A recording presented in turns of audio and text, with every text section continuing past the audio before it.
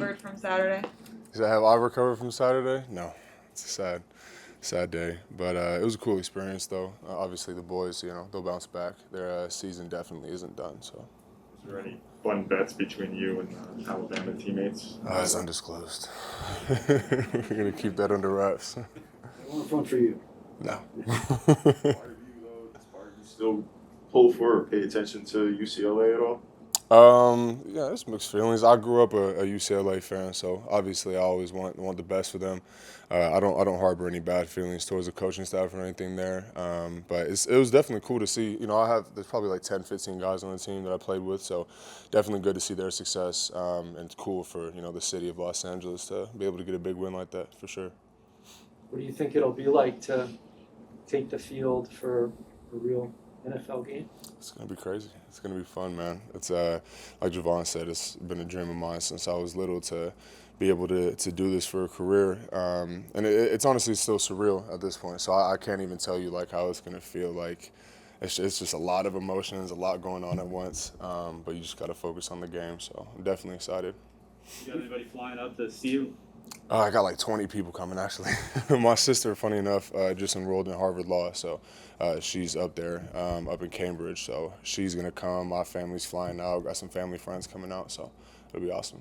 The defense seems to be asking you to do a lot of different things. We saw a lot of that in that preseason finale, standing up, hand on the ground, or even dropping back. How do you feel you've handled all those different responsibilities? Honestly, it's NFL is humbling. You come out of college and you kind of think you know a lot or you know it all, and it really turns out that you don't know too much at all. So for me, it's just been a constant battle to learn as much as I can and to really try to develop all different parts of my games, because I don't ever want to be, only able to do one thing. I've always wanted to be multifaceted. And so for me, being able to rush, being able to stand up, put my hand in the ground, cover, do all of that is going to be important for me, obviously, important for the team. So I'm just learning every day and doing what they tell me to do. We saw you in the Bengals game, obviously dropping into coverage more than you did at Miami, but similar to UCLA, I guess, in a linebacker role. Did that feel natural to you that day and in practices? Is it still tough to get used to dropping into coverage, though? Yeah, I mean, like you said it perfectly. I really didn't drop too much at Miami. And before that, I hadn't played ball in over a year. And so I'm still kind of getting used to it again. Like I said, just trying to get better every day at it. But I feel good, man. I feel good doing whatever they're asking me.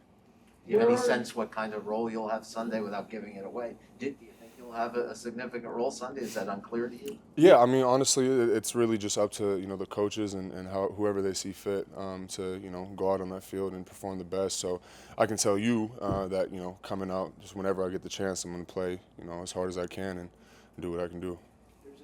There's a short list of players that people think have a real shot at going after Defensive Rookie of the Year, and you're on that short list. Have you heard that chatter? Is that one of your many goals, maybe to take home that honor?